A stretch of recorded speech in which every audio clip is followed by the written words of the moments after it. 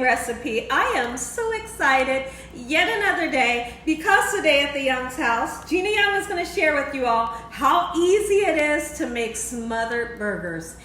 These smothered burgers right here, they are so tasty, so easy to make. Doesn't require a lot of ingredients, and you know, make it Gina Young style, it's going to be so tasty, hands down. You'll never have my smothered burgers before.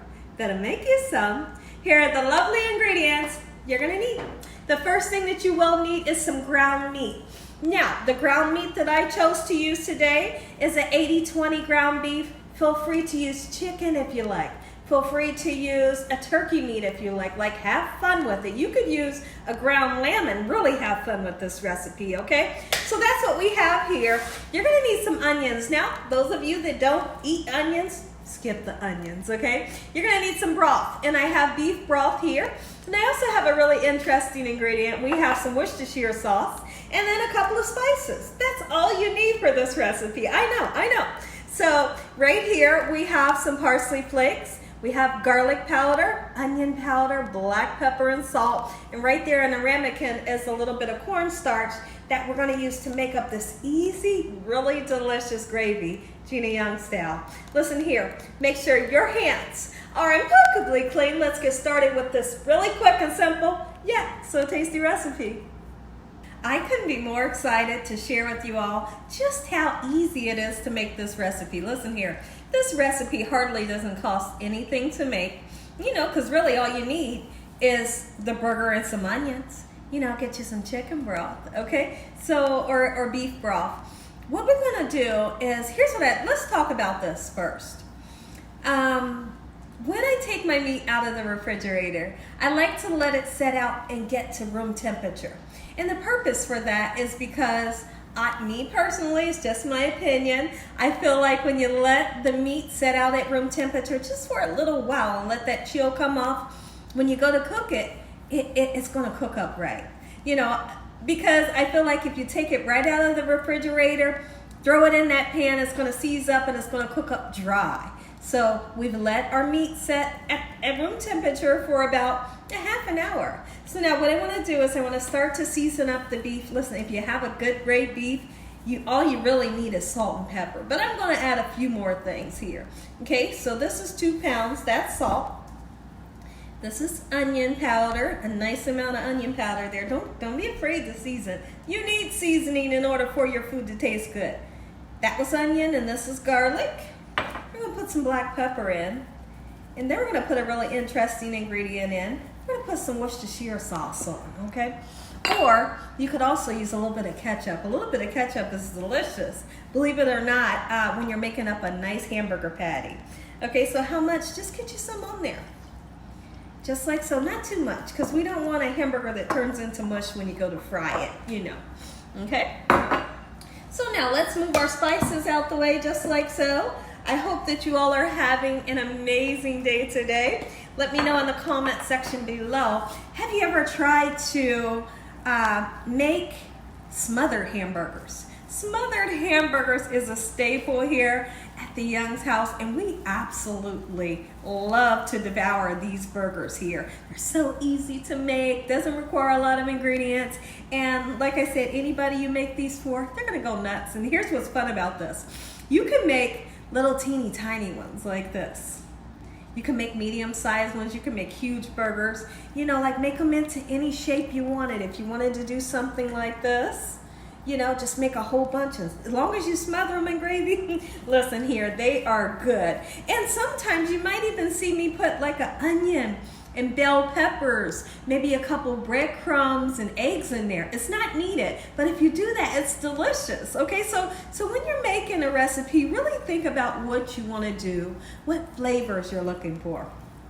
I hope that you all are having an amazing day today. I love you guys like from the bottom of my heart. Like we're family. We are family. Yes, we are. So now my plan is to make like medium-sized burgers. Okay? And one thing you don't want to do that my grandma told me years and years and years ago. She said, well, she was making a meatloaf, and she said, don't handle it too much. You know, handling Like she was making a meatloaf and she said, handling it too much makes it dry. So I try my best not to handle it too much. Sometimes it's hard not to, you know, especially when you want that perfect burger or you're looking for the perfect meatloaf. So because the heat from your hands will kind of change the texture and the temperature of the burger that you're dealing with. I have made this with a turkey burger and everybody went nuts. Today I decided to do the ground beef 80-20. So now that we have our patties nice and made, I want to show you around about the size that I'm looking for. And what I like to do is put like a little dimple in the inside like that. Okay, just put your couple fingers here, and it helps for your burger not to rise so much. Because have you ever made up a hamburger patty and it rises this big and then you're unhappy with the size of it? Well, you do this and that prevents it from, you know, rising so big. Naturally it's gonna rise, you know, but we'll do the same thing here. I'm going to continue to make my burgers up just like so. I'll be right back to show you what we'll do next. So our burgers are nice and formed. And you see I have a really large pan today. So what I'm gonna do, instead of using my flat top cooker for the burgers, let's go ahead and put these on the stove behind me so I can get more heat for this really big pan. We're gonna get these on the stove and I'm gonna turn it on like medium high, not too high. Because if you cook a burger up too high, the outside will get done and it'll look done, but the inside won't, okay? So watch going up too high. And then you don't wanna have it too low because it'll take forever and a day to get cooked and they will not be juicy. So let's get these on the stove. I'll be right back.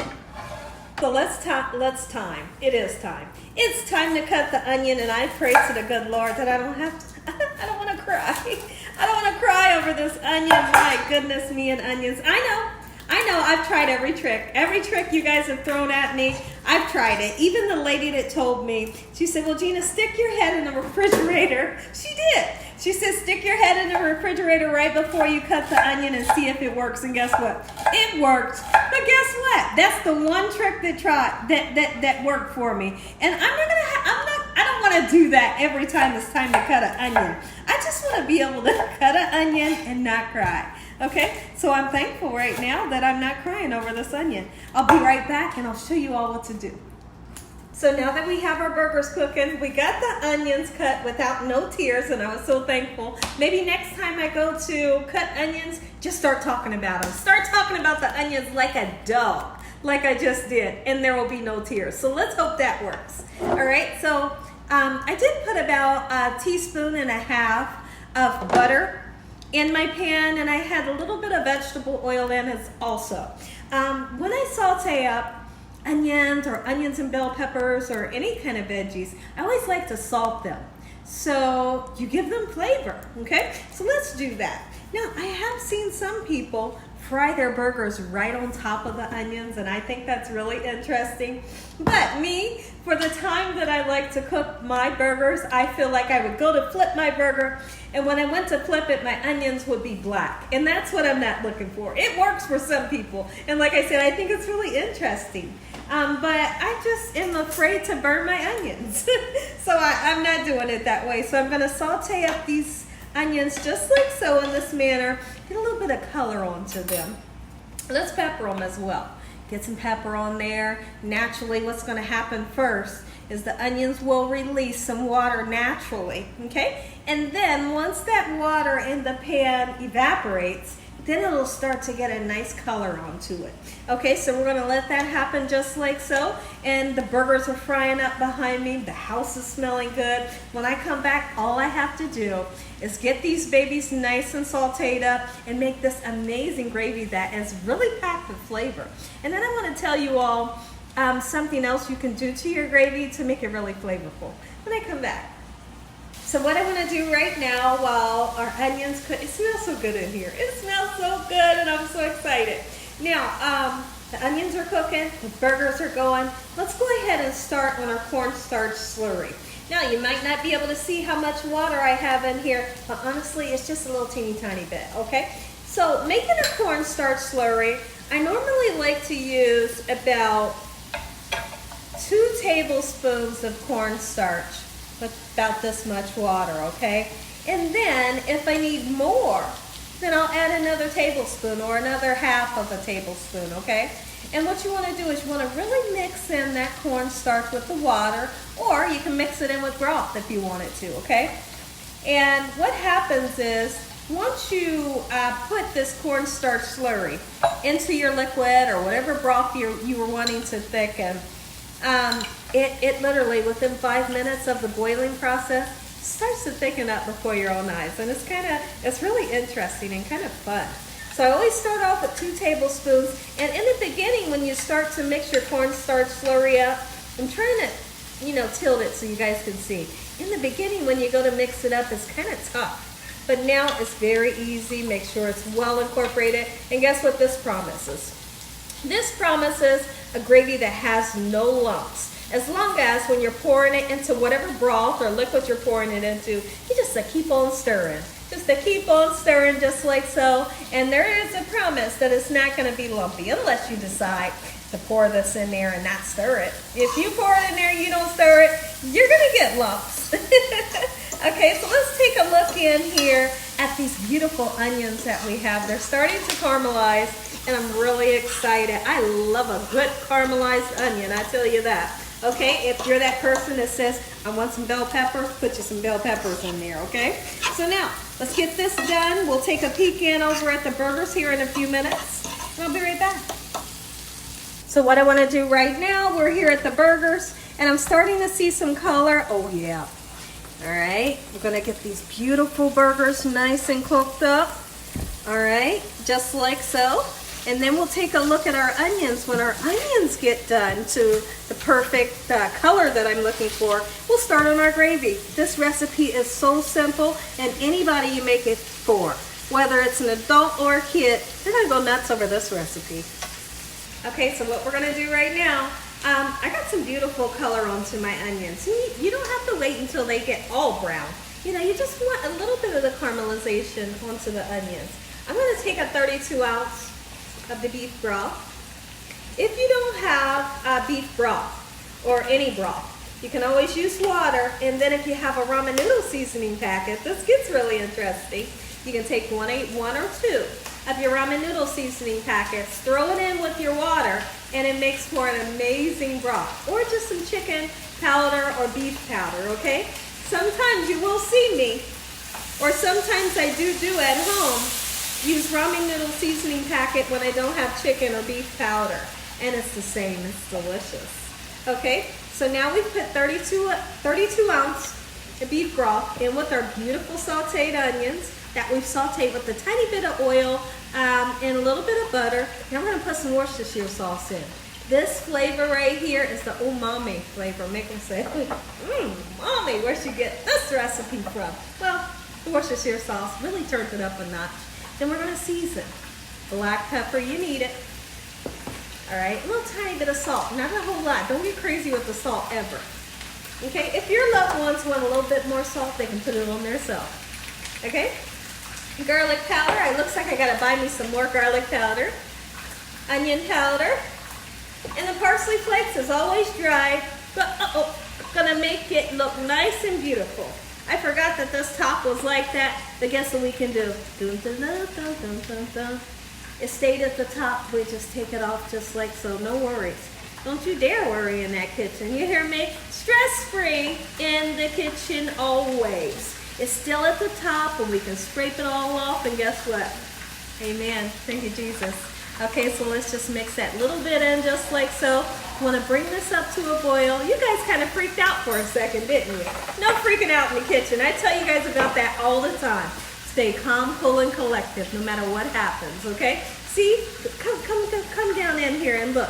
And see how I've taken out all of that parsley that accidentally fell in there.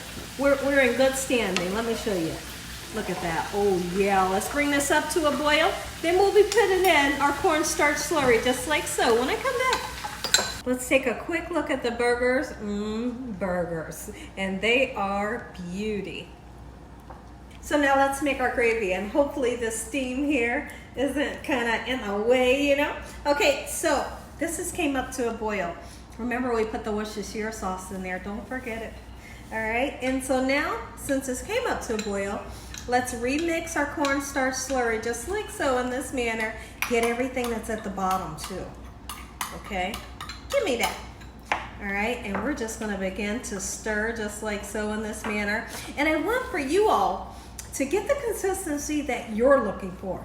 Like I said, start off with 2 tablespoons of cornstarch, but if you want your gravy nice and thicker, then you go ahead and use a little bit more cornstarch. You just eventually keep adding more cornstarch to your broth or to your water until you get that perfect consistency, okay? It's simple. So what I want to do right now is let me take a whisk. Really want to go in and whisk this baby just like so in this manner. Just to make sure that there's no lumps, and there is no lumps. And literally right before my own eyes, I can see that it's starting to thicken. But what I want to do is I need to taste it, okay? I don't want to burn the daylights out of my mouth, but I gotta taste it. Okay, so let's do just that. Let's put it on this spoon because this spoon right here is really hot.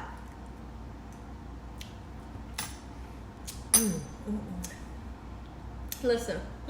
It's so good, but I do feel like it needs a little bit of garlic powder. Ooh, it's good. Now, come in, look at this. Look, you can see the thickening starting to happen right there in the middle. Ooh, you can see the thickening. Garlic powder. And then let's go ahead right away. Put those babies in there just like so. And this is how you make smothered hamburgers, Gina Young style. Ooh, make you some. Get down in there, get down in that bath and get nice and merry. Ooh, I can't wait to eat this. Make you some. Let's just check in one more time. Come in close, come in close. Look at this, look at it. Now, I'm whispering because I am so excited. So now, what I've done is I have turned this down on low so we can just let it simmer. The longer it simmers, the better it tastes. Look at it, hot and bubbly. And here's what I want to do. I retasted the sauce and it is amazing. Look at this. Ooh, and look how thick the sauce has got. And your gravy should never look like plaster, okay? Look at that right there. Make you some Gina Young style. Listen here, everybody. I'll be right back.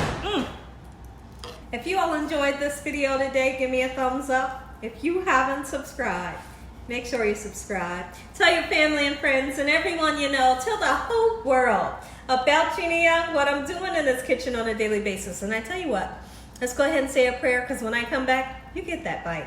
Heavenly Father, we thank you once again for a beautiful day. Lord, we thank you for this beautiful meal. In Jesus Christ's name we pray. Amen. Take a look at it, everybody. Gina Young style, homemade smothered burgers. Make you some. Amen. Once again to my beautiful prayer. We're going to make this really quick because my battery's going to die. Amen. God bless you all. Thank you all for watching. Good night.